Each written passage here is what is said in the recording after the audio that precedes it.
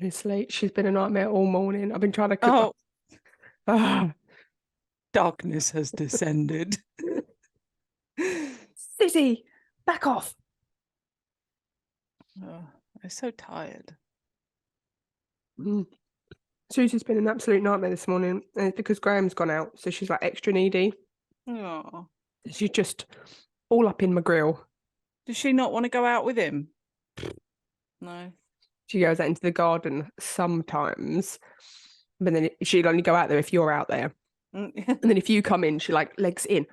Suzanne. She legs it in because she's terrified. Oh, she's an indoor cat. Very much, she's a princess. Very much a princess. But she started doing this thing Christ. where, you know, the bath panel Mm. of your bath.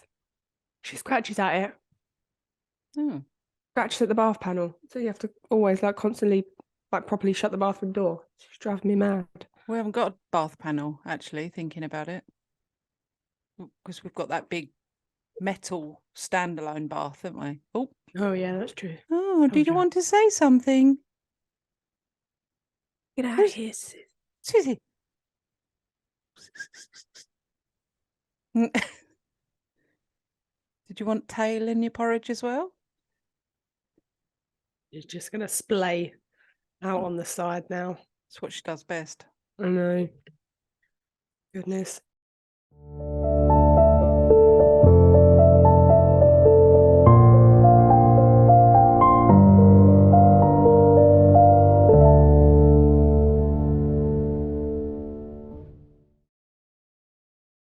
Morning.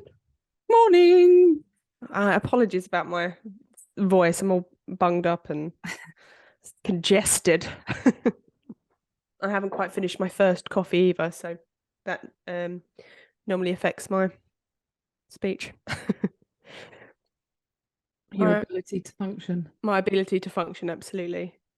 I did receive a message from one of our listeners who said, I've listened to half of Robert the Doll and I feel slightly nervous that I'm going to get all this bad luck. Is it safe for me to continue listening?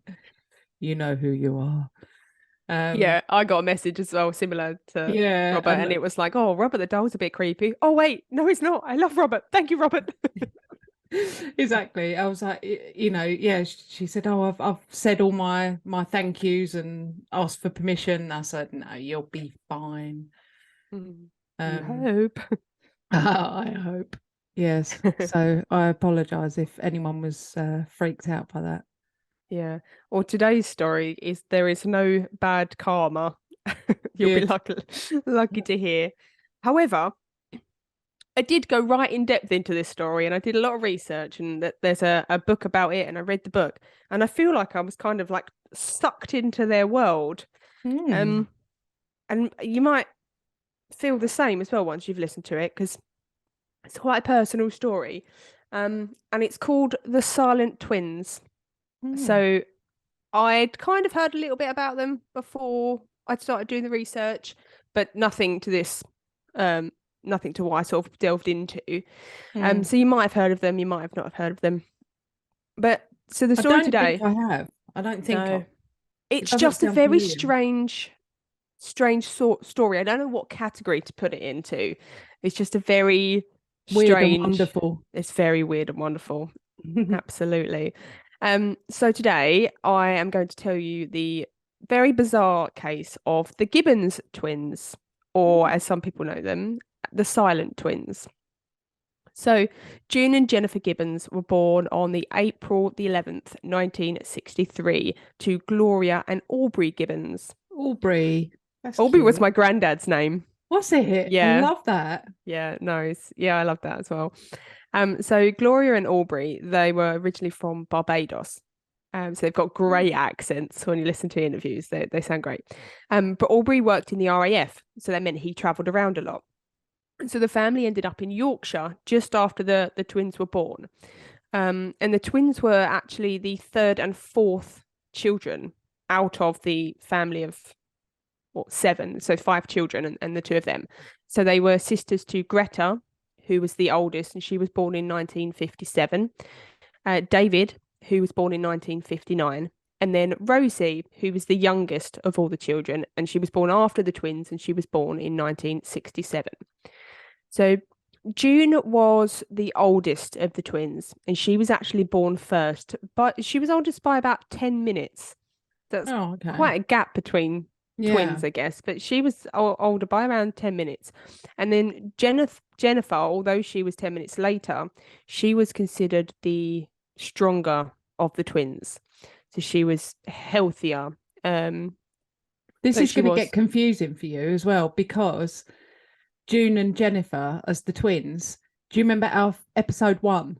You did the Pollock twins. Oh, God. And that was Jennifer as well, wasn't it? Yeah. Well, one of them. I'm not great with names in the first place. So I've got a marker on my notes telling me which one's which. Because even when I was writing the story, I was going, which one was June actually? Who was born first? So I've got it down. Don't worry. Do you know, on the Velisca axe murder episode, I had to crop and edit in a different name. So I mean, if you listen back to it, it's really noticeable. Oh, I haven't noticed it. Yeah, I didn't notice it. But you suddenly go, so Lena and Ina. When they went upstairs, Lena went over to the I was like, I don't know how to fix it. So when they went upstairs, Lena was in the room. Yeah. I don't know why that would have occurred. No. I did change the girl's name as well. You know, I said it was Lena and Ina. I think I said Lina and Ina at one point. Yeah, you did. Yeah, yeah, I did. I think I edited one of those, and I think there was another one that I had to just let it happen.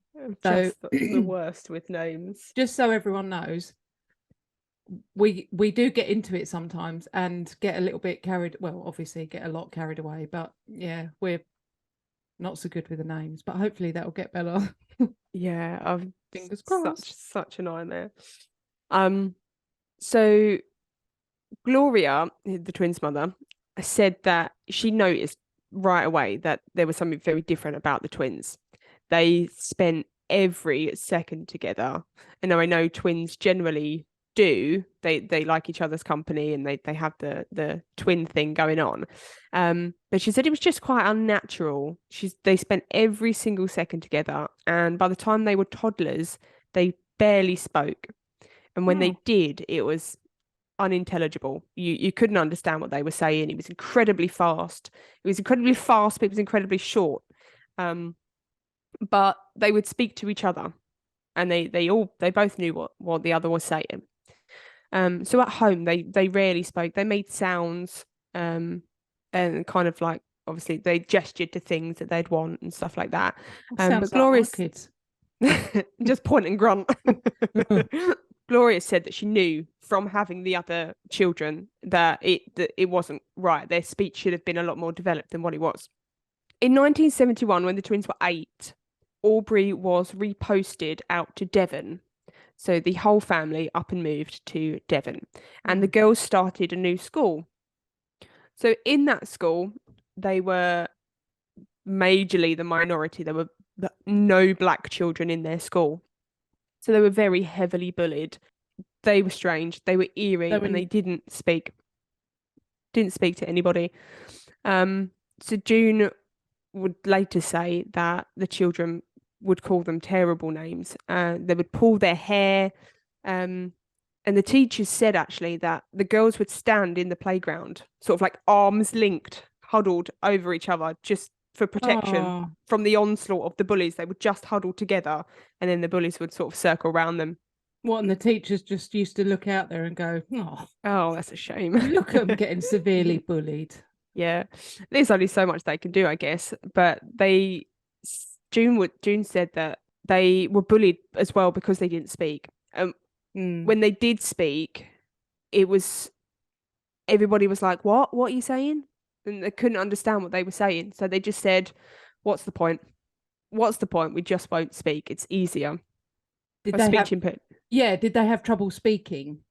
Well, later on, psychologists and things, a lot of professionals got involved, and they said maybe it's because they had a speech impediment, and that's why they stopped, and that's why it became hard for them to understand. And they were thought to be tongue-tied, so they both had an operation. They weren't tongue-tied, but they both had an operation to release their tongue to see if that would be better for their speech. But they didn't. They had a very slight speech impediment, but nothing that would be unintelligible. You can kind of hear what they say. They developed this kind of own language between themselves, and that's then how they spoke. So other people couldn't understand them because they spoke differently. Yeah. Not that they understood each other, but they understood each other. They just didn't use our language. Or the rhythm of our speech as well. The rhythm of their speech was very, very fast. So that's why people couldn't understand them. It wasn't that they had speech impediments. It wasn't that they couldn't talk. They developed this own language between themselves. So at the age of 8 or 9, when the girls had started this new school, they just completely stopped talking. They didn't speak at school. The teachers never heard them speak. They never saw them go into the toilet. They never saw them eating their lunch. They didn't speak to their parents at home. They didn't speak to their siblings. They just spoke to each other in the safety of their bedroom and in a language only they could understand. So Gloria said that very rarely would she get a word out of the girls, but it was just complete silence. And then in 1974, when the girls were 11, they were again relocated because of Aubrey's work in the RAF. And this time they moved to Haverford West in Wales. I don't know if I've said that right. Haverford West in Wales. No, that's one of the Welsh names I can pronounce. Yes. So in 1974, in Haverford West in Wales, it was said to have instances of spectacular racism. Oh. And the entire black family moved in. So as you can imagine, their new school weren't any kinder to them, and they were severely bullied. So severely that the teachers would allow the girls out 10 minutes early from school so that they had a head start walking home, so that the other children wouldn't. Yeah. But they didn't. It wasn't just the silence. If you watch the girls, they walk one behind the other in a line. They're never side by side. They walk one behind the other. They're very, very slow. All of their movements that they do are incredibly slow. And then when they sort of queued up to get their lunch at school, they were very, very slow. Like it was almost like a sloth. You know how a sloth moves? It was just incredibly slow, and everything was in perfect synchronicity. So it was just, they did everything at the same time, but in slow motion. Wow. So that they was bullied because of that, because of their race, because of they didn't speak. They were just absolute outcasts. So because they didn't speak and they didn't interact with the teachers, they were both in the bottom set at school. But they were both incredibly intelligent. They just didn't outwardly show it. June, who was the oldest of the twins, was referred to as being more intelligent. She tried to sort of prove herself a little bit more than what Jennifer would. So as part of the school's rating, not only did they get rated on their intelligence, they also kind of did like a social skills thing. So it came out that June was the more balanced of the twins. She was more approachable, she was more likable, and she was more intelligent, but she was lacking in self-confidence and sociability. Both girls were lacking in sociability. And Jennifer was rated as low in cooperation, but teachers said that she actually had one particular skill, and it was leadership. So all throughout this story, you'll hear that Jennifer, although the younger of the twin, she was born healthier. She is the more dominant of the twin. And everybody that kind of meets the twin says that she is the controller of the twins. She controlled her sister, and she had this aura about her that people would pick up on. And the head teacher of this school said, and this is a quote, and it says, "I've had 6,000 children go through my hands in 30 years, and I've encountered only 4 I felt were evil. One was a boy who raped a girl. Another shot a boy. A third was found guilty of rape and assault. And the 4th was Jennifer. I felt that June should not be allowed to mix with her or come under her influence. The bad one would not have been so bad had she not been able to draw strength from her twin, and the other would have been normal." Oh, I don't So even know what to say about that. I mean, that's 3 other kids that have been like shooting people and raping as children, or does she mean like when they grew up? she just said that as children, she felt that they had this aura about them that they were evil. So then they then eventually went on to do these things, but she'd classed Jennifer into this group that she felt was evil. And a lot of people say that they feel this aura about her. So one day at the school, the TB doctor was in for their immunisations, and TB was like tuberculosis. His name was Dr. Reese, and he said that, so his job was obviously just to sit there and see the line of children and then wipe or disinfect their arms and then give the girls the injection. And most of the children would be scared, there'd be some sort of reaction from the children having to have this immunization. And he said the girls were just like zombies. They just stood there and they looked through him like they was in a trance, and they didn't react to the injection at all. So the girls weren't together in the queue. So he came upon June and had that reaction. He was like, that's incredibly bizarre. And then he carried on. He'd done a few more children, and then he came across the exact same child. He was like, I've already done that. Just, why are you back for more? Yeah. But the exact same reaction. He said, never seen anything like it. So he was incredibly intrigued by the twins. And he was perplexed. He asked for an appointment with the head teacher to discuss the girls because he was so intrigued by them. And the head teacher said, "They're a funny pair." And that was it. Just said they're a funny pair. But he hadn't referred them anywhere for, if that was now in a school, they'd be referred to like Senko and all sorts of things. He hadn't referred to the welfare officer because they didn't cause any trouble. They just kept to themselves. They did their work. Yes, they didn't speak. Yes, they were slightly strange, but they wasn't naughty. They wasn't disruptive. They just kept to themselves. And the parents weren't worried either, because their attitude was, well, the girls are learning. So what's the issue? They're doing their schoolwork, so what if they don't speak? But Dr. Reese wasn't happy with that. He thought the girls needed something else, something that the mainstream schooling couldn't offer them. So he enlisted the help of a consultant child psychiatrist, Dr. Davies.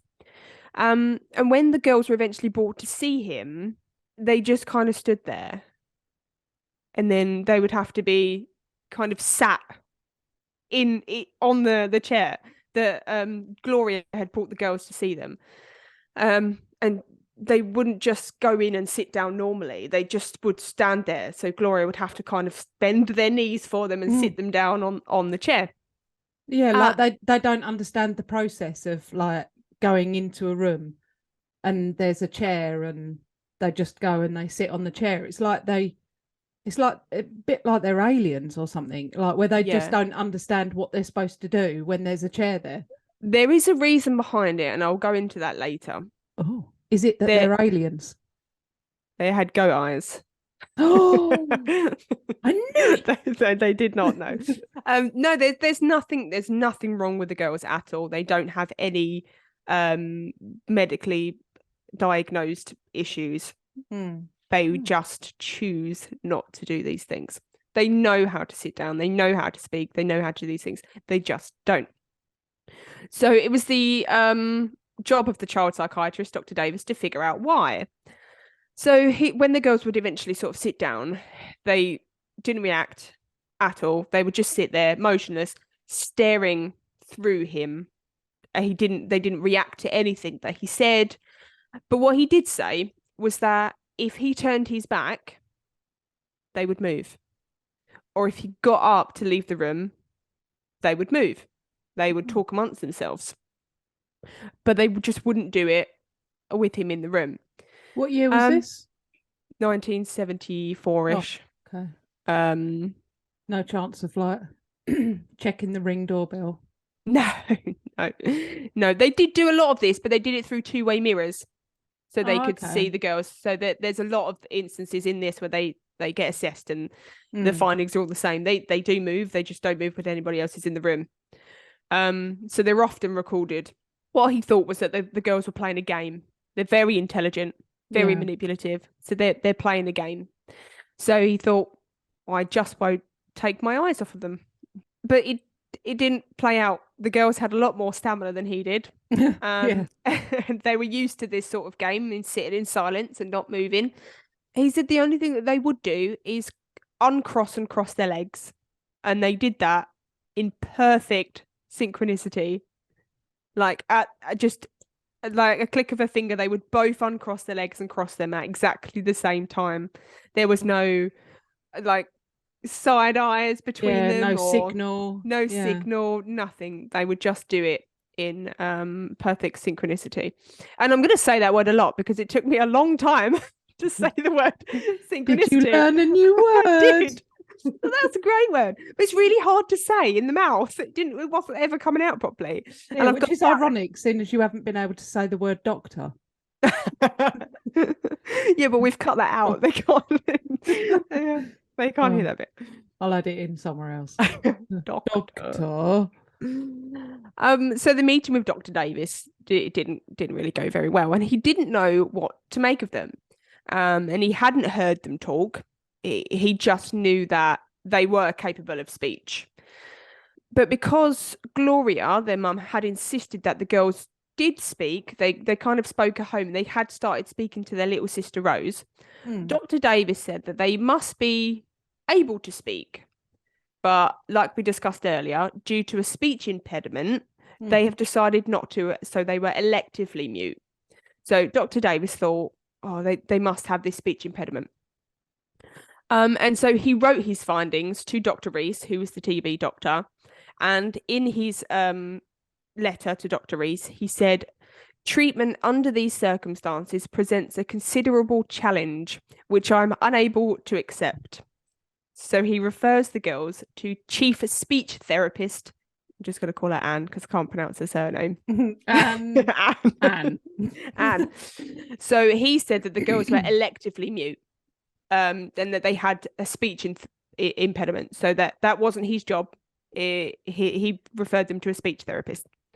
So Anne had worked a lot with elective mutes before, so she decided to try this method, and it was called talk on tape. So basically, she would ask them a question, she would leave a tape recorder recording, she would leave the room to see if the girls would then talk, and which they did. They spoke amongst themselves. They just didn't speak when anybody else was in the room. So she would ask them questions and kind of, she would get a reply, but it was, yes or no, or not really sort of long sentences or anything like that. But what she did find out is that they were very happy to read out passages of a book or poems. So they were very happy to read out something that was on paper. And that surprised Anne. On the tape? Or... On the tape, yeah. So they would read like parts of a book? Yeah, never to Anne, never to anybody, but in the room by themselves on the tape, they would read out a book quite clearly. So no, she understood that there wasn't really any problems with their speech at all. So Anne said that she would sometimes get a yes or a no from June, but never anything from Jennifer. So June was generally a little bit more eager to please, and Jennifer absolutely was not.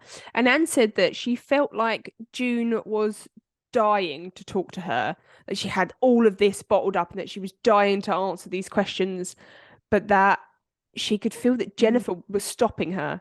Jennifer wouldn't allow her to communicate. She's the one that they said was Controlling. inherently evil. And... Yes, and that she controlled June.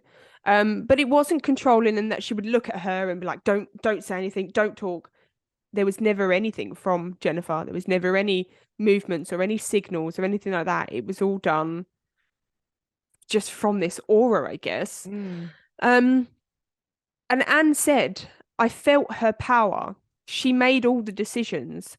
The thought entered my mind that June was possessed by her twin. Ooh, so that's creepy. All of these professionals that come into contact with the girls say the same thing, that Jennifer was the dominant and she was controlling, but they didn't know how, because they didn't do it in a way Obvious that they could way, see. Yeah. So it was later decided that the girls' school that they'd been at wasn't adapted to their needs, so they would be transferred to the Eastgate Centre for Special Education, which would enable the girls to get more one-to-one time, more or 1-to-2 time, because they were always together. So one of the workers there remembers the girls coming to visit, and remembers them sitting side by side on the sofa, and they were drinking tea. And he said as well that the girls would sit and cross and uncross their legs at the same time and lift their tea to their mouth to drink at the same time. And he said you have to have tremendous rapport with somebody to anticipate the exact timing of their movements. It wasn't like one moved and then the other moved. They moved at the same time. So on the 19th of April, 1977, it was 8 days after the girls' 14th birthday, they both transferred to the Eastgate Centre. And it was much further away than their previous school. And their previous school, the girls would walk to school, walk back to school. So their new teacher at the Eastgate School was Kathy Arthur.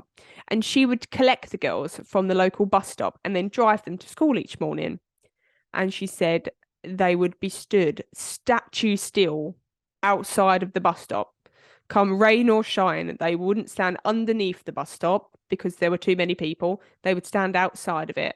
So it could be pouring down a rain and they'd get soaking wet, but they just stood like a statue. And she would pull up to collect the girls and they wouldn't move a muscle. Do you know who it reminds me of? When I'm thinking of these two girls, I just keep picturing two girls that look like Wednesday Addams. Yeah, that's a very good analogy, actually. The head down, shoulders drop posture. Very serious, deadpan face. That's a very good analogy, actually. That's exactly what they were like. That's why I'm here. Good input.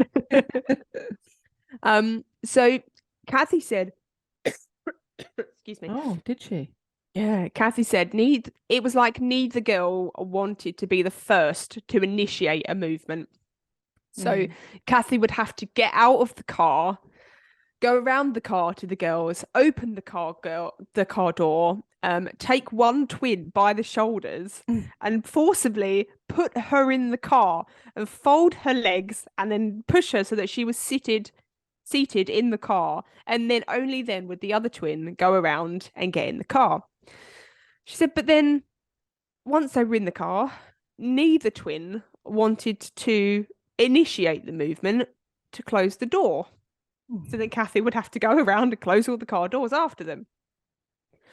And she said on the car journey, she would try to engage the twins because they just sat stoically in the back, not saying, doing absolutely nothing. So she would point out things. She'd be like, oh, look at the horse in the field. And then after a few minutes of sort of silent deliberation between themselves, the girls' heads would turn ever so slightly in the direction of where the horse would have been 5 minutes ago. By the time they both decided on what to do, this silent deliberation that went on between them, they would have missed what Kathy had been pointing out. So during their bizarre, isn't it? It's so bizarre. During their first week at Eastgate, they spoke to no one, absolutely no one, none of the teachers, none of the children. But the same thing that happened at the school happened at Eastgate. It was no different. They would walk one behind the other in perfect synchronicity, in time, painfully slow. So like going to collect their food and then going to sit down. There's a video of them eating their food together, and it's just the slowest, most painful thing to watch, them eating this food, but they do it in unison, which I think even if I tried, I wouldn't be able to do to match somebody's movements like that. Imagine if they were both doing that and they were lifting their fork that had, I don't know, like some peas on it, and they were both lifting their forks, and on one of them they tilted the fork a little bit too much and all the peas fell off. The other one would do that. So there's a bit further on in the story where the other one already had it like in their mouth, and that she'd have to just keep going with an empty fork. Yeah, well, there's a bit later on in the story where the girls are horse riding and one fell off. So the other one threw themselves off the horse. Oh, goodness. So they did everything the same. They just mimicked each other. I'd like to blindfold them. So Kathy actually does experiments to see what they will do if they can't see the other twin. Oh, sorry. So I'll go through. So stop it. Jumping ahead. I'm so impatient, so excited. So over the next few months, Kathy would eventually break down the girls' silence, and she would get them talking, not in full sentences or kind of talking to everybody, but at least kind of responding to her questions, or at least acknowledging that she was speaking. And she said that Jennifer didn't really respond at all, but June did. So Kathy tried to also break the twins' habit of doing everything together. And it seemed that neither twin wanted to break out of this, or wanted to be individual. Neither twin wanted to be the first to do anything, the first to initiate a movement, or the first to respond, or the first to talk. They didn't want to be individual. They were one. So they didn't want to have any sort of independence from the other twin. So she decided she would get them to do some activities where they wouldn't be able to monitor the other's movements. So she would get them doing exercise classes, and she would sort of get them to bend down and touch their toes, thinking that if they're bent over and their head's at the floor, they're not going to be able to see when the other twin comes up. So neither twin moved.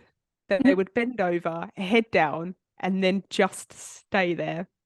She would have to then go around and lift the twins back up into a standing position, because neither one could see what the other was doing. So they just did nothing.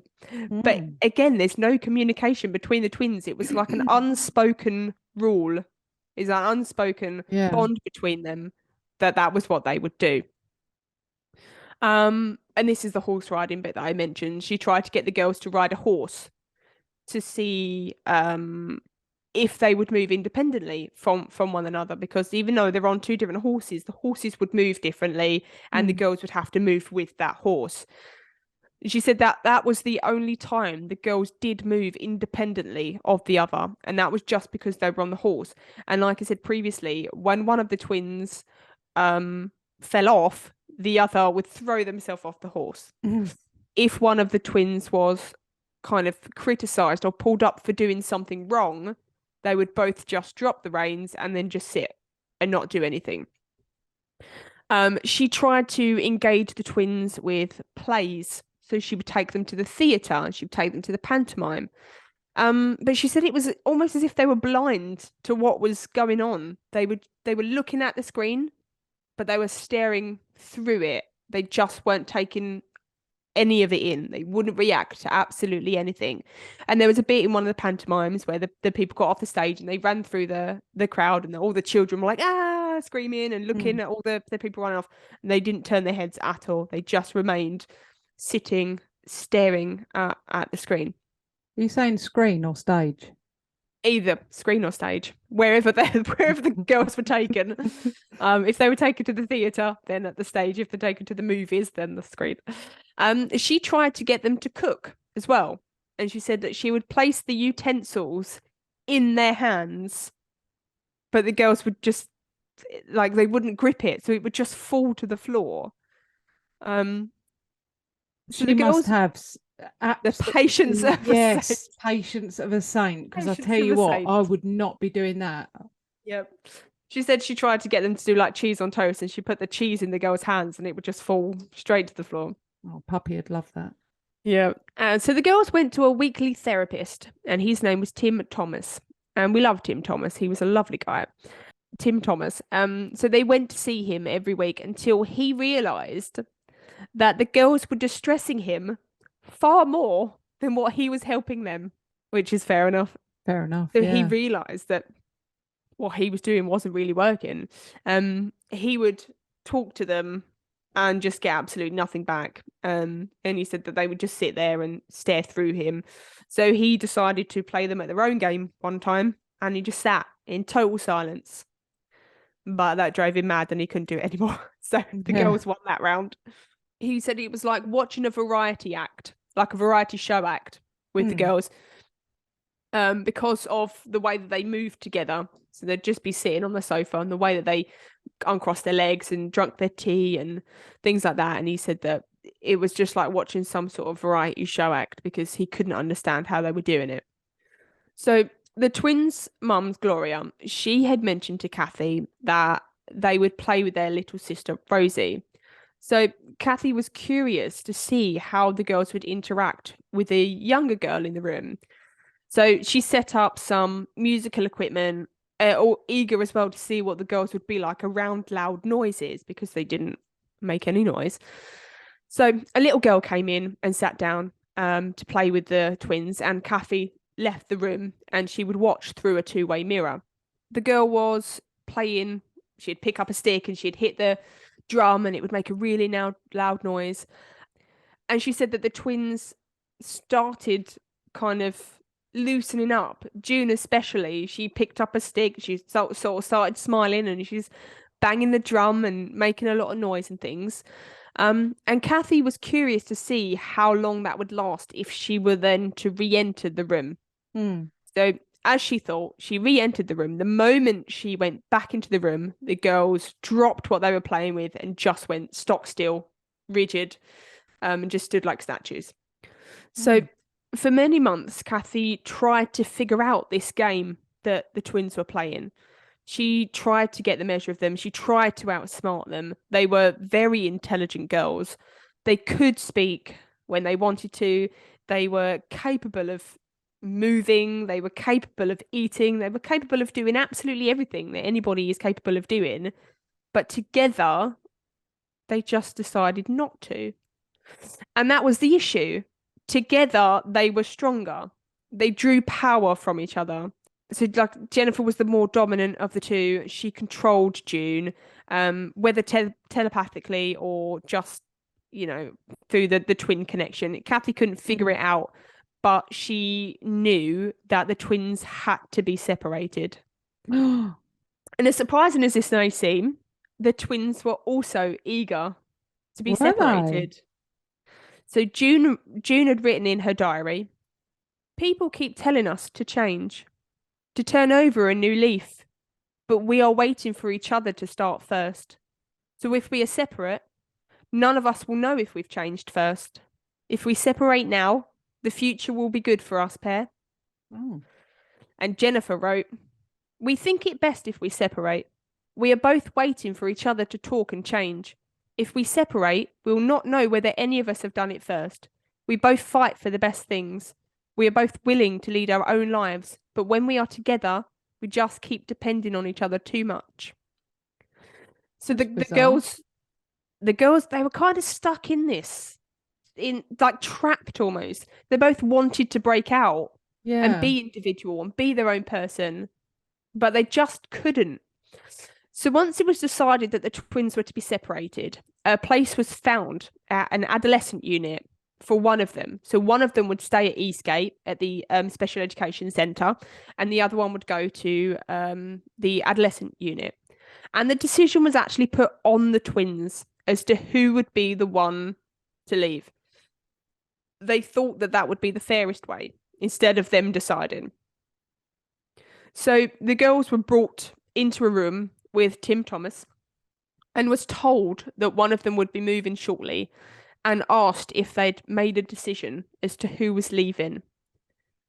And Tim said what happened shocked him so much he just couldn't believe it. The girls had been standing previously, stood like a statue, and then they began to slowly move.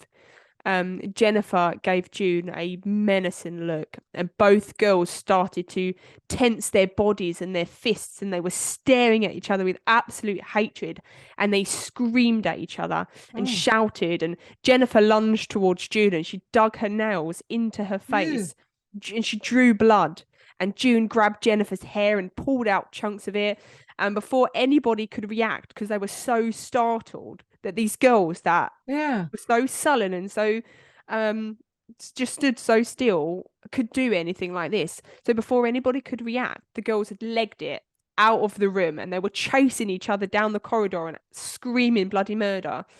And Tim Thomas said it was like cats, you know, when cats size each other up, it was like that. So Tim said when he finally caught them to separate, he couldn't believe the power of them both. He couldn't believe their strength. And they were both very slim and always seemed so feeble. But he said that the power radiating from them was unimaginable. And once he eventually separated them, they kind of just fell. It's like limp and like a rag doll, and didn't move again. So on March 13th, 1978, it had been decided that June would be the twin to leave, and she would be attending the adolescent centre. So despite the girls both writing in their diaries that separation would be good for them and that they would flourish without the control of the other twin, both girls went into this almost catatonic state. So with June now in her new location, she didn't move at all. And when I say didn't move at all, they had to lift her into bed and like close her eyes and put her under the covers and lift her out of the bed in the morning. And then once she'd been lifted out of bed, they kind of would like prop her up against the wall like a plank of wood. She must have been like wetting herself and all sorts. Never saw her go to the toilet. She would turn up at her classroom and just stand in the doorway. So she would walk to her classroom, but just stand in the doorway. And some of the students they'd kind of taken a bit of a liking to her, and they felt protective, and they would walk her into the classroom and they'd take her coat off and they would sit her down. But what disturbed the staff the most was that she would be constantly walking about with tears and snot and saliva just hanging from her face, but not making a sound. So it weren't like she was crying or hysterical. She didn't make a single noise, but she was obviously very distressed. Years later, June would write about her experience, and she wrote, "Ah, the loneliness, for I wouldn't talk. Mentally alone, hungry, bitter, angry. Jay was in Eastgate enjoying her life." So Jay was Jennifer. She often refers to her as Jay. What she didn't know is that Jennifer was in Eastgate, not enjoying her life. She was exactly the same. So the only time she would come out of this catatonic state would be when she was allowed a telephone call to Jennifer, and she would immediately snap out of this state and she would come alive, and she would jabber away to Jennifer, chattering sort of between themselves how they always did, and laughing. And then as soon as the call was over and she'd put the receiver down, she went back to this zombie, expressionless state. One of the workers that worked with June said, "What struck me as odd about her was her strength of will, which lay behind her stiffness. It seemed she was on a leash to Jennifer. There was something almost mystic about their relationship, like black magic. I felt June could have been normal, a popular young girl if she'd been released from her sister. So remember I said everybody that met these twins said the same thing, that Jennifer controlled June in this way. So needless to say, the separation only lasted a few weeks before, to everyone's relief, the girls were brought back together. Their final time at Eastgate was spent doing whatever they wanted. The teachers and psychologists and speech therapists had kind of expended all of their knowledge trying to figure out the girls. But they seemed happy doing what they was doing. They seemed happy, best left alone in their own little world, doing what they wanted. And so that's how they were left. June wrote in her diary, in one of her many diaries, "First of all, let's get one thing straight. Nobody knows us really. All these things you say about us are all wrong. Nobody really knows what goes on between us two. We both know that we are individuals. We're not trying to tie one another down. We do not depend on one another. So all things that people say about us two, they will have to learn to keep it to themselves. It is best not to tell us what you think. Nobody knows us more than we do. We may be twins, but we are different twins. We are exactly alike in everything we do, but some people think that one of us is the troublemaker and that she is the boss. None of us two is the boss or the leader. You may think that we are different, but we still think the same, and we both agree to what I'm writing." So if you actually delve into that, it doesn't make any sense. So that's June saying that we're individuals, but we're exactly the same. It's like they're a copy of the same person, like a doppelganger. Like they're exactly the same, almost, but they've got their own individual consciousness. Yeah, I think from twins that I know and twins that I've come. I mean, my mum is a twin. Is she? I didn't know that. Yeah, my mum's got a twin brother. Oh. Excuse me. Although they are the same, they look the same. Their appearances are very much the same. Their personalities always differ.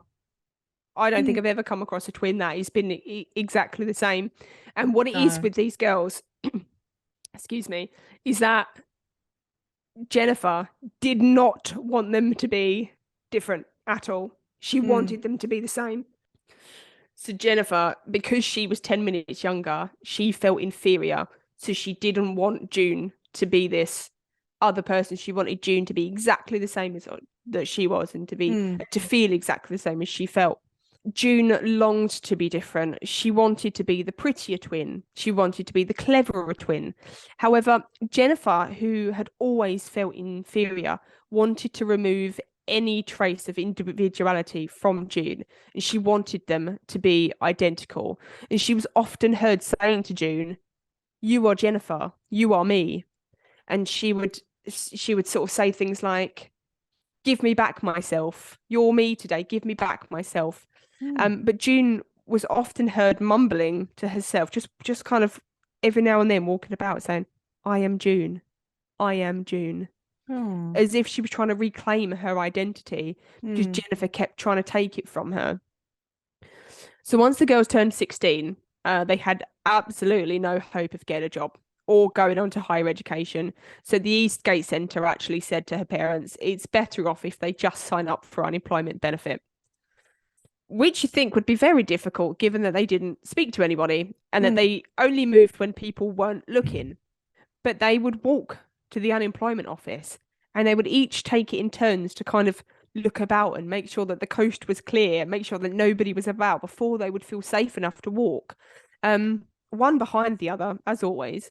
And if anybody did come, they would stop and just stand until that person had gone, and then they would carry on. When they got to the unemployment centre, they didn't have to speak to anybody. They just got given a form. They filled in their form with all their details and they gave it back. So they started getting their unemployment benefit. Things at home hadn't improved. They didn't speak to anybody except their little sister Rose. They didn't come down for meals. They didn't sit with the family. They would sometimes leave notes for their mum just on the stairs, and it would say things like, "We want to watch Top of the Pops tonight. Can you leave the living room door open?" And then they would just sit on the stairs watching And if anybody came out into the hallway, they would scuttle up to their room and kind of wait until that person had gone back, and then they would come back down and sit on the stairs.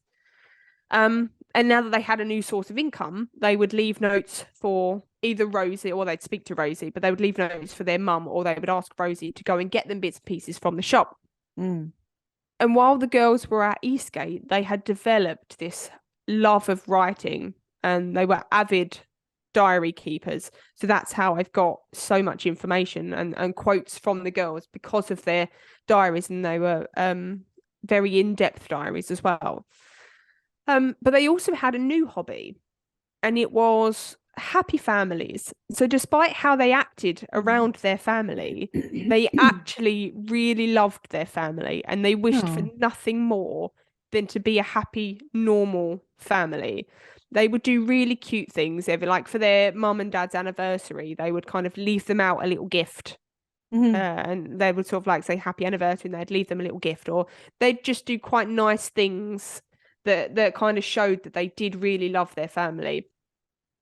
So their eldest sister, Greta, had become pregnant, and June had desperately wanted to interact with the baby and to hold this baby, and she'd been waiting months for this baby to come. And when the time came, Greta greeted the twins with her new baby. Neither one reacted, and they both just turned their backs silently. And Greta said that was the last time. She was absolutely done with the twins, so she kind of disowned them after that. But June she'd written in her diary at some point that she'd been so desperate to hold this baby, but she could feel that Jennifer wouldn't have allowed her to, so they both just didn't. So instead of playing happy families with their own family, they created one. And they became obsessed with creating dolls and families and characters, and they would sit for hours and hours in their bedroom playing with them.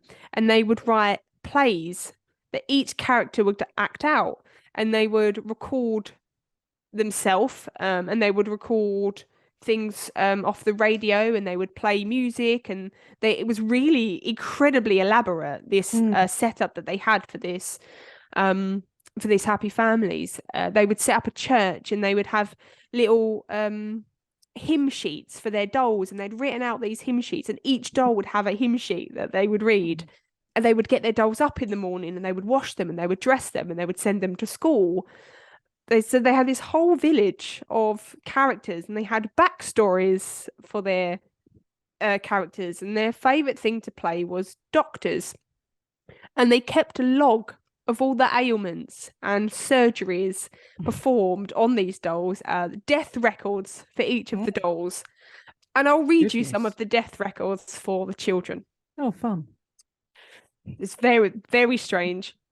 So Samantha Miller, age 6, operation on face, never succeeded. June Gibbons, age 9, died of a leg injury.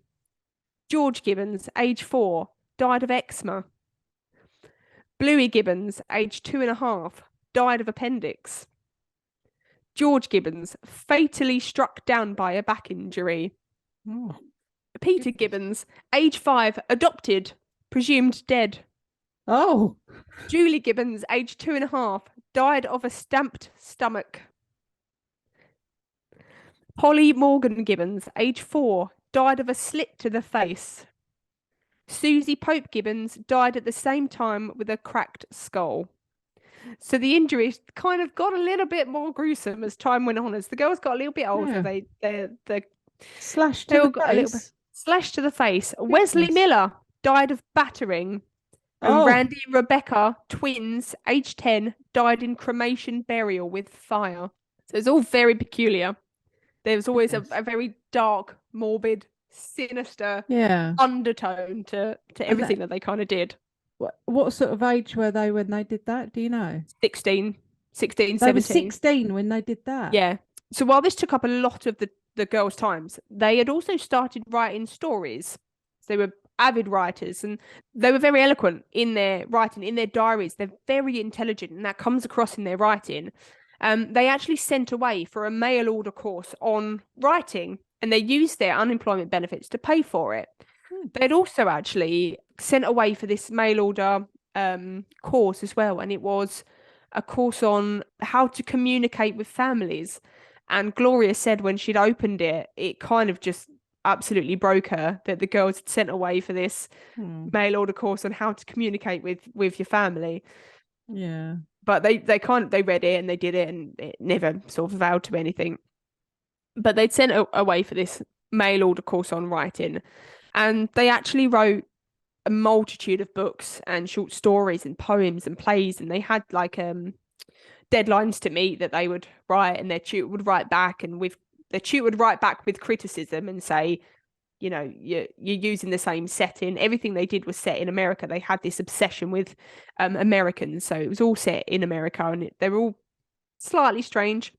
So the tutor would write to them and say, you know, can you set it somewhere else? And Jennifer would write back and be like, no, Nope. absolutely not.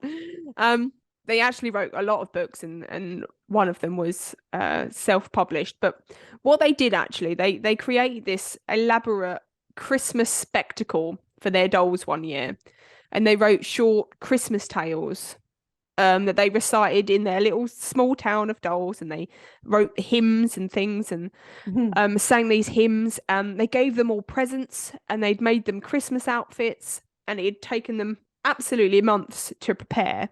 And they did that on Christmas Eve. And so once they'd finished their show, they decided between themselves that they would put some effort into Christmas with their own families. Nice. So they decided to disband the rule of not sitting in the same room as them. So they crept down on Christmas morning and they unwrapped their gifts. And then they were later joined by Rosie and Gloria, and they unwrapped their presents, and they'd even sort of gifted their mother with a present. And they stayed sitting downstairs for the entire time, all of that day, but they didn't speak to anybody. As they'd both agreed to do, that they would just sit with them, and that would be enough. So for the twins, Christmas was a massive success. They'd spent that time with their family, and they thought, great, you know, that's what we've done. But for Gloria, it was just absolute confusion, because the girls could pick and choose when they wanted to sit with the family or when they wanted to speak to family. So she didn't know what they had done so wrong to make the girls choose to not like to behave like that. So it was really confusing for Gloria, because why would she speak to Rosie but not her? Why would she spend all her time, you know, in her room playing these games with Rosie, but then not interact with the rest of the families? But the twins were given for Christmas by Gloria these 2 red lockable diaries. And in those diaries, they would go on to keep a very detailed account of their day-to-day lives. So, and there's a lot of inserts that I'll read from them as well.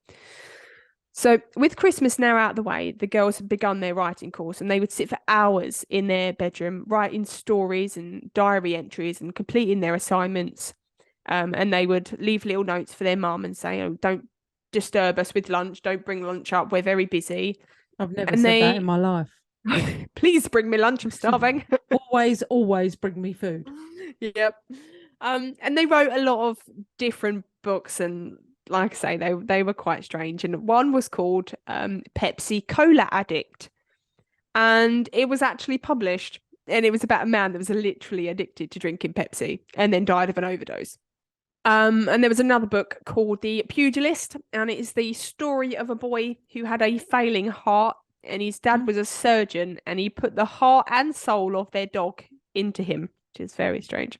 Yeah. So when the girls were about 18, they realized that their writing career wasn't really going to be for them. They'd had these hopes and dreams that they were going to be these famous writers, and it didn't really go that way for them. So they began to get quite bored, very tired of just kind of living in their bedroom and playing with their dolls and writing. And they actually turned their attention to boys. And they began writing to pen pals with the hope that they could kind of woo them with their writing. And then when they eventually would meet up, it wouldn't matter that they didn't speak or that they were strange, because the boys would have already fallen in love with them. Okay. Needless to say, that plan did not work out. No. They did actually meet up with one boy who'd taken a liking to June, and he'd brought his mum with him. He'd brought his mum to meet June, and they'd brought her this gift. And June was sort of, I think she was something like 40 minutes late to meeting. And obviously, when she turned up, she didn't apologize and she didn't say anything. Acknowledge him. I didn't acknowledge any of them. And they gave her this necklace, I think it was, as a gift, and she didn't say thank you or anything. So the mum immediately took the boy and said, no, she's not for you. We don't like her. So what they did was they started to actually leave the house, but not in a positive way. They actually started stalking boys. They even bought binoculars so that they could stare into the windows of houses and look for boys. So they created a straw den where they would kind of hide behind it, and they'd watch out with boys with their little binoculars. And sometimes they would lure boys back to their den. So they would just kind of stand there and meet these boys and then not say anything, turn around, and the boys would follow them back to the den. And they started as well using the telephone. So they're at Eastgate, they'd gotten familiar with using the telephone, and they would speak quite happily over the telephone, and they would just ring numbers. I was just about to say, to who? They would just ring numbers, ring numbers. And if they got an answer, they would just like breathe heavily down the phone, or you just say like a pair of creeps, to be honest. Are you only just figuring that out now? Spying on people? Yeah, but I mean, at least before it was kind of just them. Yeah. No, they're older now and they're getting quite restless with their life. They actually, they both want something more, but they both don't want to go out and do something more. So they were just doing these really odd things with the telephone. And then they would eventually meet up with these American boys. And I think one of the American boys went to Eastgate with the girls. So they were familiar with him there. And they kind of knew roughly where he lived, but they didn't know his door number or anything like that. So what they would do is they would take a taxi each day. And I remember when I was reading the book, the taxi driver sort of said they was very strange, and he was wondering how he would get paid and things. And then the girls sort of tapped him on the shoulder and gave him a £10 note, and then just got out of the car.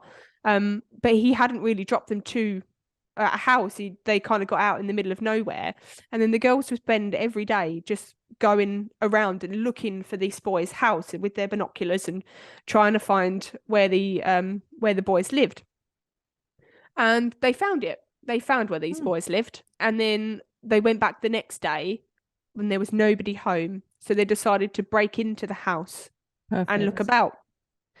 So they went through the boy's stuff, and he had all this cool American clothing and things, and they kind of became obsessed with these boys.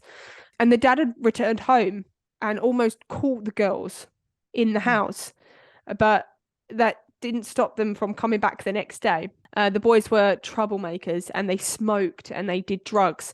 And to June and Jennifer, this was the most excitement that they'd ever had. So they started drinking and they started smoking and they started inhaling fumes and getting high. And this actually relaxed the girls enough to be able to speak to the boys. So they got this relationship with the boys as well. And they said in their diaries that it was the first time in their lives that they'd actually felt alive. However, the dynamic between the girls turned very nasty, because each girl wanted to be the prettiest and wanted to be the cleverest and the most desirable. So when one of the boys took a liking to June and not Jennifer, this caused a lot of ill feelings between them. And the girls had a pact, and that's how they lived their lives, by this secret pact. And it was that neither one could be the first to do anything. They had to do everything together or not at all. And it was a constant game between them not to step out of this or not to break the pact. So now that the pact had started to break down, the twins would often fight. And when I say fight, like it was like all of this rage that they'd been harboring between each other would just be unleashed, and they would actually try to kill each other. One night, June got down from the top bunk. She said that she just felt Jennifer below her radiating this hate, and she thought, if I don't act now, Jennifer's going to kill me.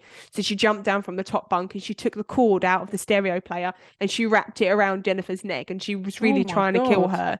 Another time, the girls had sort of climbed up this riverbank while they were out, and June again, she said she felt this a murderous hate come over Jennifer. So she picked up a stick as defense, and Jennifer saw that June had picked up this stick, and she rushed at Jennifer, and the pair fell into the river, and June tried to drown Jennifer, and she had her head under the water, and she only let her up because a passing car had come past and shone its headlights at them. So the girls were sort of startled, and Jennifer managed to get up out of the water. But then they would always hug afterwards and say, "Oh, I'm so sorry, I love you, you know, I didn't mean to try and kill you." Again, as you do. Say that all the time. June had written in her diary, "Jay and I are like lovers, a love-hate relationship. Ooh. She thinks I am weak. She knows not how I fear her. This makes me feel weak. I want to be strong enough to split from her. I'm an enslavement to her, this creature who is with me every hour of my living soul." So Jennifer wrote, "She should have died at birth. I can't be my real twin. My real twin was born the exact time as me, has my rising sign, my looks, my ways, my dreams, my ambitions.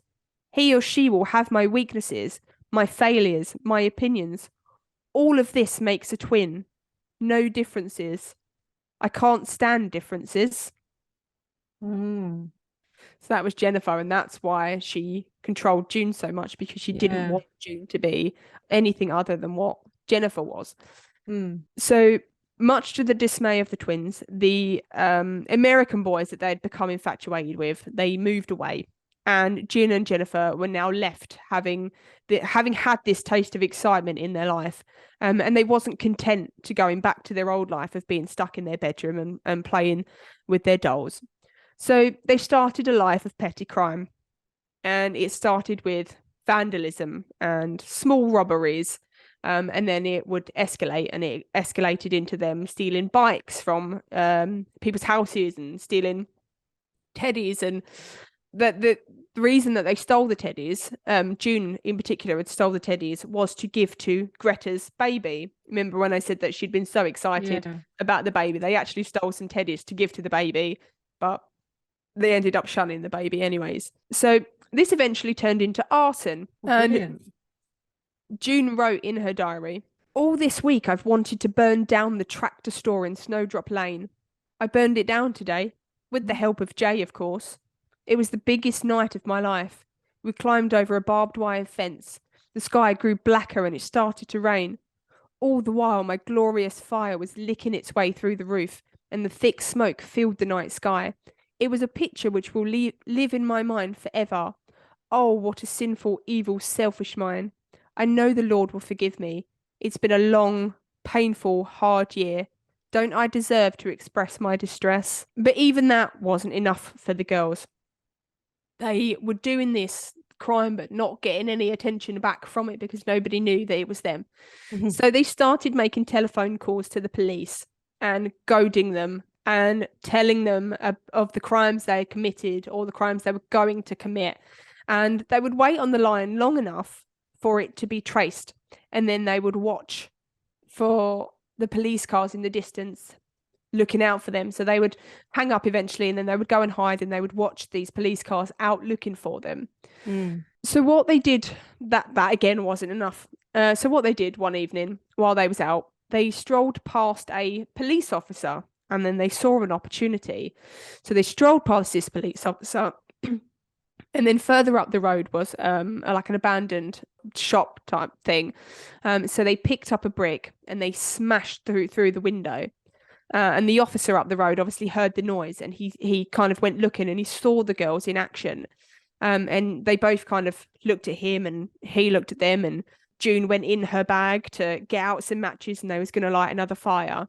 But then the police officer, obviously, he'd called for backup and they apprehended the girls. So once the girls were apprehended, they ended up in Pucklechurch Remand Centre, where they were to wait for their trial for their crimes. So the girls' hopes of becoming famous soon died out when they realised the seriousness of their situation.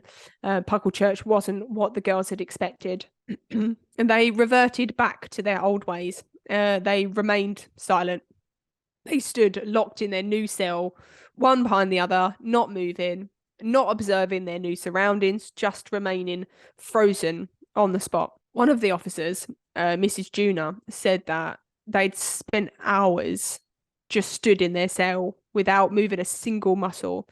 And he brought them some food on a tray, but they didn't respond to it. And he was actually unsure if the girls could hear him or could communicate or, if there wasn't some sort of issue with the girls. And he said it was like there'd been guests at Sleeping Beauty's party that had suddenly been caught in the sleeping spell and that they would just stood frozen there. But he couldn't allow them to just remain standing there like that. So he went into the cell and would speak to them and didn't respond. And he eventually got a colleague in as well. And he took the girls and he put them into bed and lifted June like a plank of wood, lifted June and put her on the top bunk and then laid Jennifer on the bottom bunk. And he went to leave the room and he noticed that the girls were holding their bodies so rigid that their head wasn't on the bed. So he kind of went in and he pushed their heads down so their heads were on the pillow and then looked and they were still just staring, just laying there. So he kind of closed their eyes for them. And he said it was like laying out the dead. So they would stay at Pucklechurch for a good few weeks. And their time there wasn't pleasant. The guards didn't know what to make of the twins and they didn't know what was best for them. The twins stopped eating and they didn't cooperate and they were punished with separation again, but that made things worse and then they were brought back together.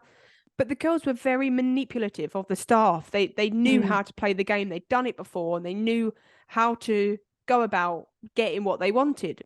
And the staff became very curious of them and about their synchronicity, and they began spying on them when they were separated to see how the other behaved. So when they were in their different cells, they thought, I wonder what they will do. And what they discovered was that even though they were unable to see each other or watch each other, they would be doing the same things. So they would be in different cells, but they would be sitting in the same positions. Or if Jennifer was writing, June would also be writing in a separate ward. If June was reading, Jennifer would also be reading. They described the twins as if they were one mind, but in two bodies. They were so in sync that they would often have similar dreams. So when the twins were arrested, their diaries were confiscated and used as evidence against them because in these diaries, they'd every day written what crimes they'd done and things like that. So they had these diaries. So Jennifer had written in her diary on the 11th of May, 1981, this is a dream that she had. I am in a shed, which is a primitive kind, giving birth to a baby, a big struggle too. On that same night, June had recorded in her diary of her dream, I am helping Jennifer deliver her baby through her mouth and shoulders. Oh. So they're having similar dreams. They were so in sync. So once their trial date eventually came around, it was decided that the girls would be sent to Broadmoor. Oh. So for those of you that don't know, Broadmoor is a hospital for the criminally insane. Some of the country's most notorious serial killers were housed there. And the girl's dad, Aubrey, he actually said, I can't believe my two precious girls are going to be housed in the same complex as Peter Sutcliffe, who was the Yorkshire Ripper. Hideous. So, and they were 18, 19 at the time. They're very, very young to be in there. But the girls would stay in Broadmoor Hospital for 12 years. Oh, blimey. Both girls were put on antipsychotic medication. They thought that they'd been put in Broadmoor because they didn't speak. So they spoke. They did whatever they could to get released from Broadmoor. They even wrote a letter to the Queen, Oh. because they thought people thought that they were insane, but they wasn't. So then they kind of came out of their shell. And they just did whatever they could to get out. June wrote in her diary, "Juvenile delinquents get 2 years in prison. We got 12 years of hell because we didn't speak. We had to work hard to get out. We went to the doctor. We said, look, you want us to talk? We're talking now. He said, you're not getting out. You're going to be here for 30 years. We lost hope, really. I wrote a letter to the Home Office. I wrote a letter to the Queen asking her to pardon us, to get us out, but we were trapped."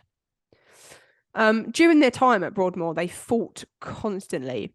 They both had such resentment towards each other for the way their lives had turned out that they eventually decided that it would be best if one of them died.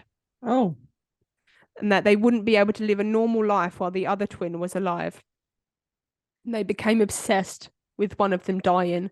They would often be heard talking about which twin should be the one to die. June would say to Jennifer, "You're strong. If I die first, you'll get over it fast." They both agreed that the survivor would call their baby after their dead twin. June would say to Jennifer, "Please don't die before me. Let me die first." But it was actually Jennifer who was determined to be the first twin to die. June wrote in her diary, "Without my shadow, would I die? Without my shadow, would I gain life? Be free or left to die?" So although they decided that it would be best for one of them to die, they didn't know what would happen, because they actually thought that when they were separated, they would flourish, and they didn't. They didn't. So in the spring of 1992, the Broadmoor doctors said that the twins' behaviour was so much better that they no longer needed such secure confinements, and that they could actually be transferred to a different rehabilitation centre. So they'd been in Broadmoor for 12 years, and now it was decided that they would be transferred to the rehabilitation centre. So Jennifer had been determined to be the one to die first, and June was often heard saying to Jennifer, "You can't die before we leave Broadmoor. You can't. We have to get out of here." So after 12 long years of hell, in March 1993, the girls got on the transfer bus to take them to the rehabilitation centre in Wales. And Jennifer rested her head on her sister's shoulders and said, "Oh, June, at long last we're out." And that was the last thing that she ever said to her sister. Jennifer Gibbons, aged 29, died on that bus on her way out of Broadmoor Hospital. On Jennifer's gravestone, June wrote, "We once were two. We two made one. We no more two. Through life be one." And that's the story of the silent twin sisters. That's so bizarre. It's like they both ruined their own lives. Yeah, but they don't. But neither of them knew why. Obsessing over it. Yeah. Yeah. And how did Jennifer die on the bus? So she'd actually when they had a post-mortem, it's her heart had just stopped. There was inflammation around her heart, and her heart had just stopped. And June said that it was as though Jennifer had just willed herself to die. So June now she's living an absolute fine life, and once Jennifer died, she kind of felt free. She was sad for her sister and she grieved for her sister, but she felt free. And she's actually, I looked her up and she's on Instagram. No way. Yeah, June Alison Gibbons, and she's got her book, The Pepsi Cola Addict, being published properly, and I think it's out later this month. Yeah. And I think one of Jennifer's is going to be published as well, when I looked her up on Instagram.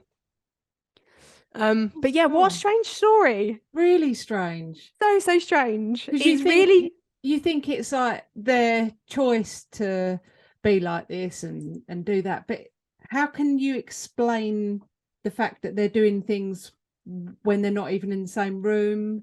Right. Why would they have felt that urge their whole lives as well, from being tiny children all the way to being grown adults? Yeah. They both wanted to break out of this kind of spell that they were trapped in, but they just couldn't. They didn't know how to be individual. They both wanted to be individual, but they didn't know how to. They were scared to be free of the other one. So that's when they decided the only way to be truly free of each other was for one to die. Wow. And like Harry Potter and Voldemort. Yes. It's exactly like that. It's exactly like, you've summed it straight up. Spoiler alert. If you have enjoyed listening to our episodes, make sure you rate us and leave us a review on whatever platform you are listening. We absolutely love hearing from you guys. So you can also help support our show by donating to our Buy Me a Coffee link. We will make sure that you get a massive shout out and a big thank you in our next week's episode. You can also follow us on social media at Perplexed Podcasts. We're on Facebook, Instagram, and if you want to see more videos and blooper reels, subscribe to our TikTok and YouTube channels. You can also email us your stories at perplexedpodcasts@gmail.com. And you can find all the relevant links in the episode descriptions. Thanks for listening. Bye. Bye.